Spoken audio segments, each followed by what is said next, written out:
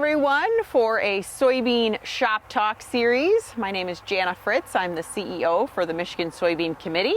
Today we are in Clio, Michigan, talking with Chris Muto. Nice to see you, Chris. Nice to see you. Thanks for being on our program. Thank you.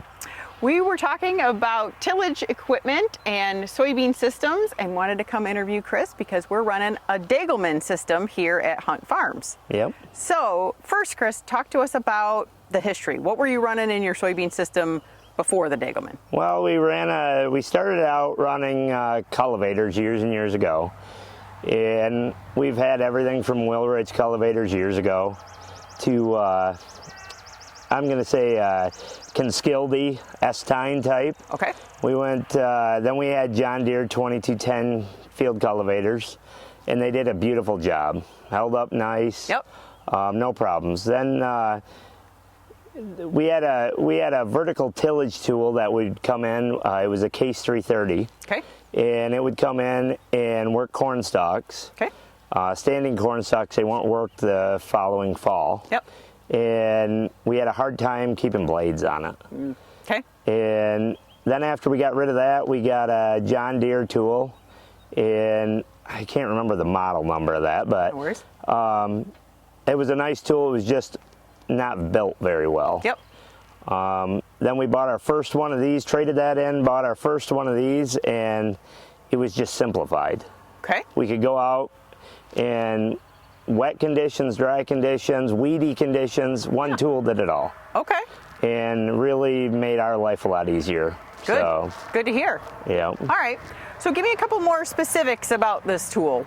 What's it running? How does it work? Why would other farmers be interested in this over any other kind of tillage tool? Well, I would just say honestly, again, for the simplicity, there's a lot of variable soil types. Mm-hmm. And this late in the year, there's a lot of weed pressure. Everybody has it. Yep. You know, going back to that, we have notch blades in the front, smooth blades on the back. You can get it multiple different ways. Okay. We like the notched on the front because we think they cut better. Okay. I think personally that you go in, you change the front blades every year like we do. Yep. Run the back blades 2 years out of the back blades. It's a very low cost tool to run. Okay. Really helped honestly on that. We have 4 of these tools and they all take the same parts. Yep. It's simple. You go up to the shop, we know what we have to have. Okay. I think if you're a grower of any size, I think it's a nice tool for just a general purpose finish tool. Okay. You need a lot of horsepower to pull it, but they do make smaller tools. Okay. I think you can get them to 14 feet now. Okay. This is a 40-footer. This is a 40-footer. Okay. And I believe they go up to 45 feet now. Okay.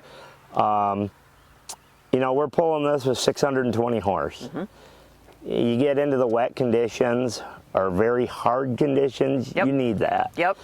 To maintain any speed. We pull at about 9.5 mile an hour. Okay. Obviously, they say you can run at 14 mile an hour. Ah.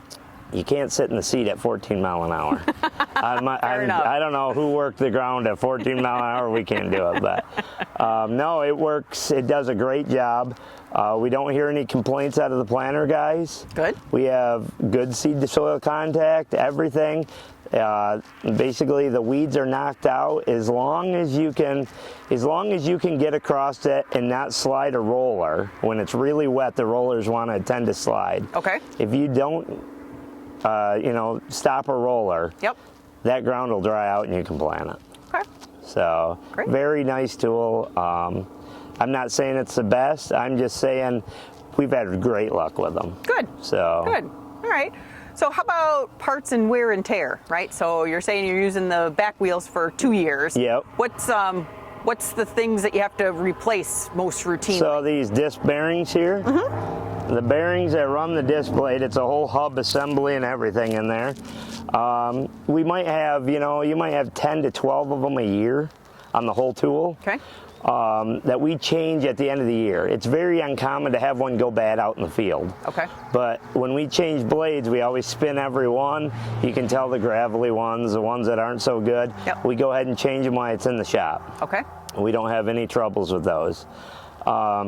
They did have some issues on the roller basket bearings. Okay. They were using a greasable bearing, and it was very hard to grease. Okay. Wasn't very accessible, so they went with a sealed bearing. Perfect now. Okay. We don't have issues with them. Good. And honestly, as far as the tool, maintenance on the tool, that's it. Those bearings, as long as you keep all the pins greased, you won't have an issue. Okay. All right. So Great.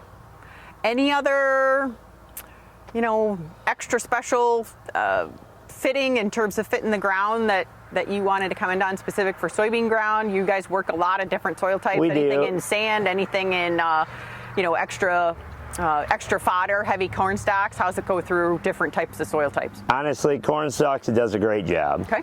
No problem. Now, if you get dry, which most discs will do that too, if it gets dry and you're trying to chew up sod or whatever, Yep. it'll start to plug the tool. Okay. Just shallow the tool up a little bit and run it through. Okay. It processes the ground very nicely. Good. You can tell the dirt on the frame because it was just currently working. Yep. But it does. It throws the dirt. It throws the dirt, but it never plugs up the rear gang. Okay. So the arch of the dirt that falls back down is about perfect. Okay. So in my eyes, when we first got them, I thought the gangs were too close together. Yeah. No issue with that. Never had an issue with it plugging like that. Good. But just play with the depth control, the stop. It's a manual set depth control, and you won't have an issue. Okay. So Okay. About how long are you guys keeping these on the farm before you? Well, you've been using them for 5 years already. Yep. It's the same set you've had yeah, for 5 years. we haven't got rid of one We're yet. not trading those in anytime soon. No. They're good to go. No, they've been great machines for us. Good. Good. So All right. Any other words of advice for any other farmer looking to maybe explore a Degelman tool? no, I'd say definitely get in touch with your dealer and have them bring a tool out and prove it to you. Yeah. So that's what we did, and we have no regrets. Good point. So Very good. Yeah. That sounds good. Well, thank you for your time, Chris. sounds good. Thank you. If you or anyone else in your area has a special tool on the farm that you'd like featured on the Soybean Shoptalk series, give our Michigan Soybean office a call. This year we are all focused on iron, and if there's anything out there that you would like to see featured on a future episode, let us know. Thanks again for watching.